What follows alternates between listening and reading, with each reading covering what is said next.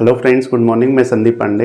Friends, आज की video में हम डिस्कस करेंगे अपना डीएम प्लांट का रीजनरेशन के टाइम पर कौन सा केमिकल की क्वांटिटी कितना रखना है। डेट मीन्स जो अपना एचसीएल है उसको कितना केजी ऐड करना है, या कास्टिक हो गया उसको कितना ऐड करना है, या कौन से टावर में अपने कौन सा केमिकल जाता है। मतलब सपोज कीजिए कि केटाइन टावर है उसमें कौन सा केमिकल जाएगा, एनाइन टावर है उसमें कौन सा केमिकल जाएगा, या मिक्स बेड है उसमें कौन सा केमिकल जाएगा। सो उन सारी चीज़ों को आज हम लोग इस वीडियो में प्रॉपर डिटेल में डिस्कस करेंगे। सो चलिए आज के सेशन को स्टार्ट करते हैं।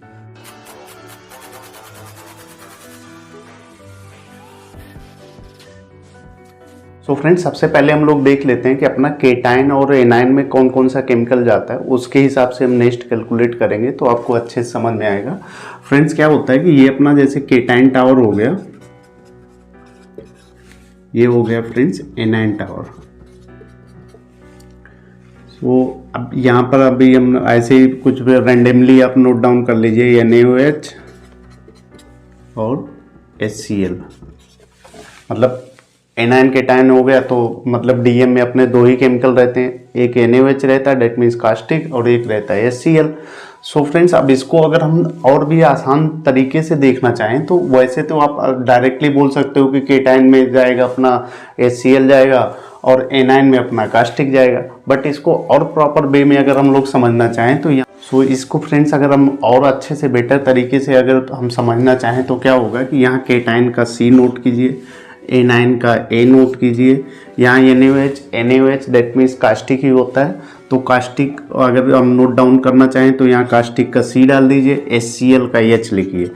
सो फ्रेंड्स, यहाँ पर जो C है वो C के साथ में नहीं जाएगा, वो जाएगा कुछ अदर ढूंढेगा। अदर ढूंढने का मतलब क्या होगा कि ये C के साथ में जा नहीं सकता, तो यहाँ से C जो है वो H को पकड़ेगा और A जो है वो C को पकड़ेगा। दैट मीन्स क्या होगा कि जो अपना केटाइन टावर है उसमें HCl जाएगा, एनाइन टावर जो है उसमें कास्टिक जाएगा। Caustic that means NaOH। So friends, जैसा कि अभी हमने आपको बताया कि केटाइन में कौन सा केमिकल जाएगा, एनाइन में कौन सा केमिकल जाएगा, तो उस हिसाब से हमने यहाँ पर ऑलरेडी देख लिया। अब फ्रेंड्स हम लोग आ जाते हैं कि मतलब जो अपना केटाइन टावर है उसमें जो HCl जाना है वो कितना केजी हम ऐड करेंगे, मतलब HCl की क्वांटिटी हम कितना रखेंगे, NaOH की क्वांटिटी हमें कितना रखना है, उन चीज़ों को अब हम लोग देखेंगे। फ्रेंड्स, उसमें क्या होता है कि जो रेजिन मैन्युफैक्चरर होता है वो उस पर एक्चुअली डिपेंड करता है। मतलब उसका जो रेजिन का डिजाइन पैरामीटर होता है उसमें वो नोट डाउन करके देते हैं कि हमें भाई इतना ग्राम पर लीटर रेजिन के हिसाब से हमें केमिकल चाहिए, तो उसके हिसाब से फाइंड आउट होता है। जैसे कि अभी हमारा जो हमारे यहाँ का प्लांट है उसमें डव फिल्म टेक की रेजिन अपनी डली हुई है, तो उसमें जो HCl का हमें कंसंट्रेशन दिया गया वो है हमारा 37 ग्राम पर लीटर रेजिन, और अपना NaOH का हमारे यहाँ है 34 ग्राम पर लीटर रेजिन।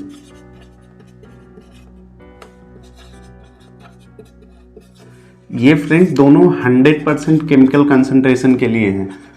मतलब इसका जो कंसंट्रेशन रहेगा केमिकल का वो 100% रहेगा, कोई भी डाइल्यूशन इसमें नहीं होगा। तो गो है 37 ग्राम पर लीटर रेजिन, वो 100% के लिए। ये 34 NaOH 34 ग्राम पर लीटर रेजिन, ये भी 100% के लिए।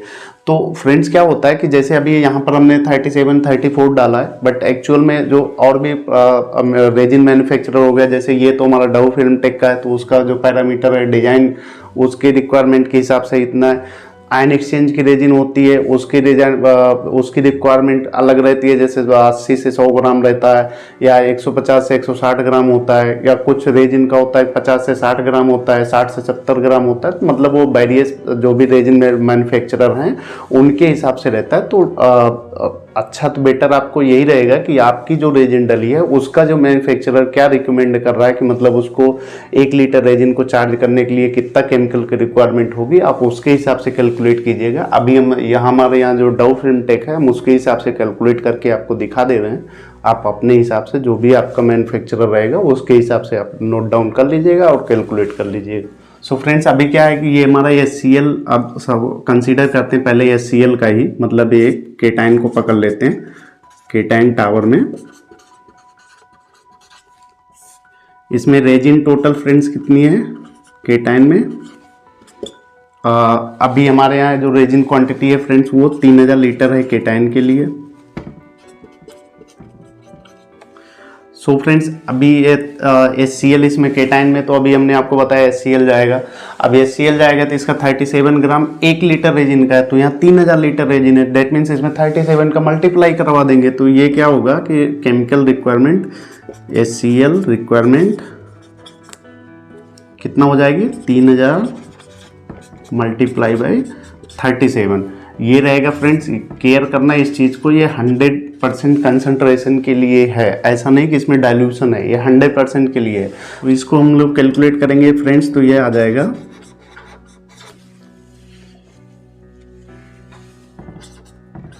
ना ग्राम्स HCl क्वांटिटी।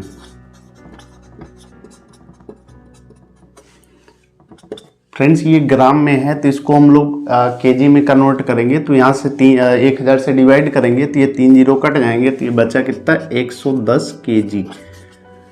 ये हो गया HCl क्वांटिटी।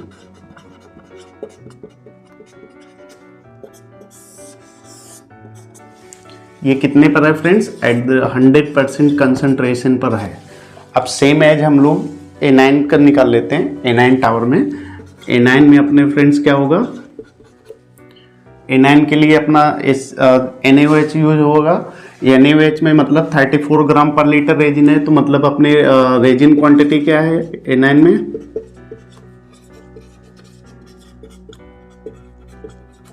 रेजिन क्वांटिटी हमारे यहाँ पर 2060 लीटर है, तो आपकी जो रेजिन रहेगी आप उतना ही नोट डाउन कर लीजिएगा। तो अभी हम अपने हिसाब से, हमारा जो प्लांट की डिज़ाइन के हिसाब से हमने आपको हम दिखा रहे हैं। सो यहाँ पर अभी हमें इसको काउंट करना हो NaOH को, तो हम NaOH क्वांटिटी इक्वल टू क्या होगा फ्रेंड्स कि ये अपना 1 लीटर रेजिन में 34 ग्राम जा रहा है, तो मतलब 2060 लीटर रेजिन में कितना जाएगा, तो इसको 34 से मल्टीप्लाई करा देंगे।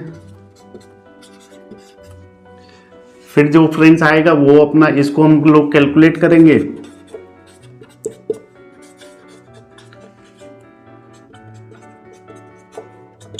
सो ये कैलकुलेट होने के बाद फ्रेंड्स आ गया 70040 ग्राम। इसको भी फ्रेंड्स ये ग्राम में है, इसको हम केजी में कन्वर्ट करेंगे तो क्या होगा फ्रेंड्स NaOH ये हो जाएगा, इसको 1000 से डिवाइड करेंगे तो ये 70.04 केजी आएगा। तो अगर अप्रॉक्सीमेट हम लोग लेना चाहें तो NaOH quantity equal to 70 KG at the rate 100% concentration पर। सो फ्रेंड्स यहाँ हमने केटाइन टावर के लिए हमने HCl काउंट कर लिया कि हमारा HCl जा रहा था 110 केजी जो 100% कंसंट्रेशन का है। यहाँ A9 के लिए हमने फाइंड आउट कर लिया कि हमारा 70 केजी 100% कंसंट्रेशन का NaOH मतलब कास्टिक हमारा लग रहा है, जो कि हमारे रेजिन क्वांटिटी के हिसाब से, जो हमारी प्लांट कैपेसिटी है उसके हिसाब से है। आपके यहाँ जो आपकी प्लांट की कैपेसिटी होगी आप उसको नोट डाउन कर लीजिएगा, उसके हिसाब से कैलकुलेट कीजिएगा तो आ जाएगा। अब फ्रेंड्स आता है कि इसमें जैसे ये यहाँ पर 110 केजी तो हमने दिखा दिया, ये है 100% का, बट जो अपना HCl आता है फ्रेंड्स वो कमर्शियल ग्रेड का आता है 32% का।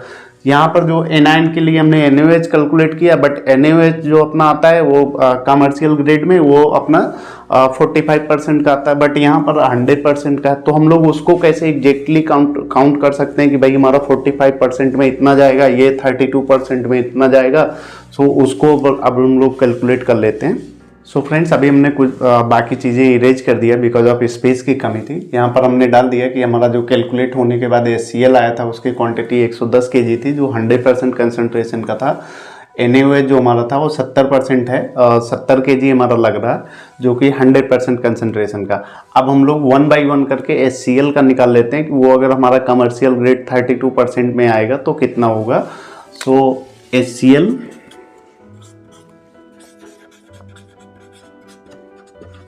Quantity eight the rate 32%।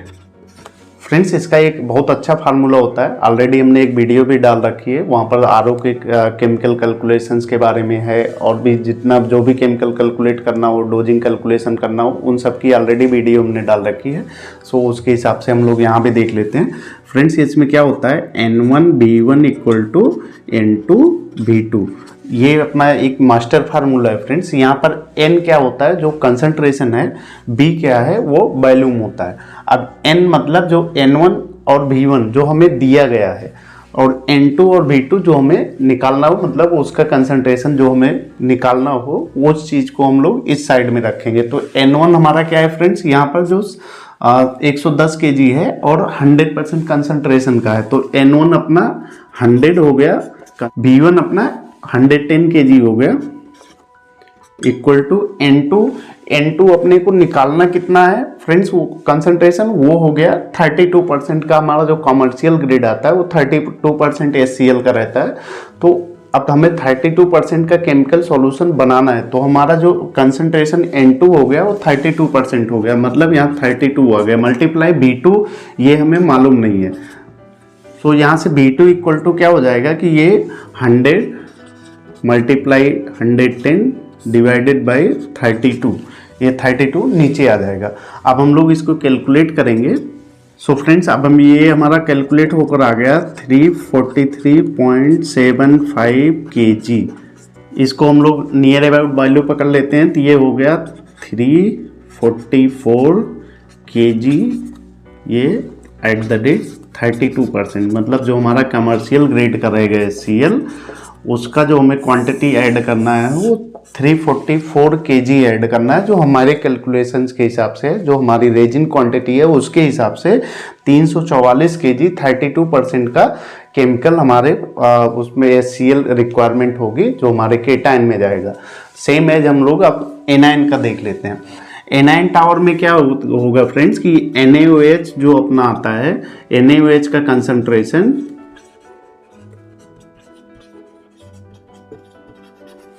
वो अप्रॉक्सीमेट फ्रेंड्स रहता है कि 45% के रेंज में रहता है, तो हम 45% पकड़ लेते हैं इसका कंसंट्रेशन, और हमें रिक्वायरमेंट NaOH की है 70 kg, और जो कि 100% कंसंट्रेशन का है, हमें बनाना 45% का है।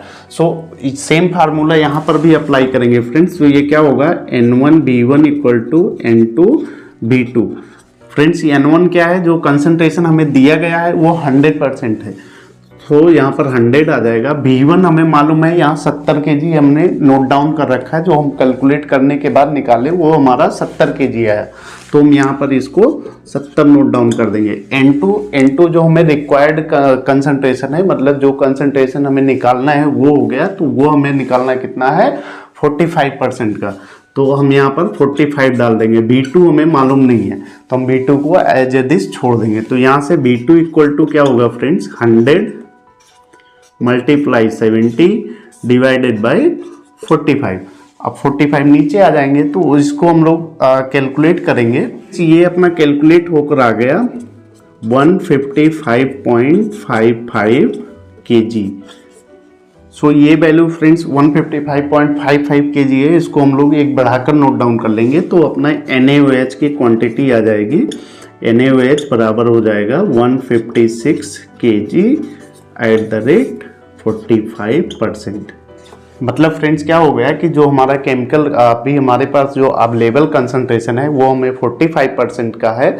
सो और हमें रिक्वायर्ड यहाँ पर कैलकुलेशन के बाद आया था 100% कंसंट्रेशन का, तो हमने उसको 45% कंसंट्रेशन में चेंज किया। उसके बाद में हमारा NaOH की रिक्वायरमेंट आई 156 kg की, जो कि फ्रेंड्स हमारे एनाइन टावर में जाएगा। जो हमारी रेजिन क्वांटिटी के हिसाब से एनाइन टावर में हमारे 2060 लीटर रेजिन है, तो उसके हिसाब से हमने पूरा कैलकुलेट किया, तो 156 kg 45% का हमें NaOH की रिक्वायरमेंट होगी। और यहाँ पर हमने HCl नोट डाउन किया था, जो कि हमारे केटाइन टावर की रेजिन की क्वांटिटी के हिसाब से जो हमारा कैलकुलेशन के बाद आया था 110 kg आया था। अब 110 kg जो 100% कंसंट्रेशन का था उसको हमने चेंज किया 32% कंसंट्रेशन में, तो वो आ गया 344 kg।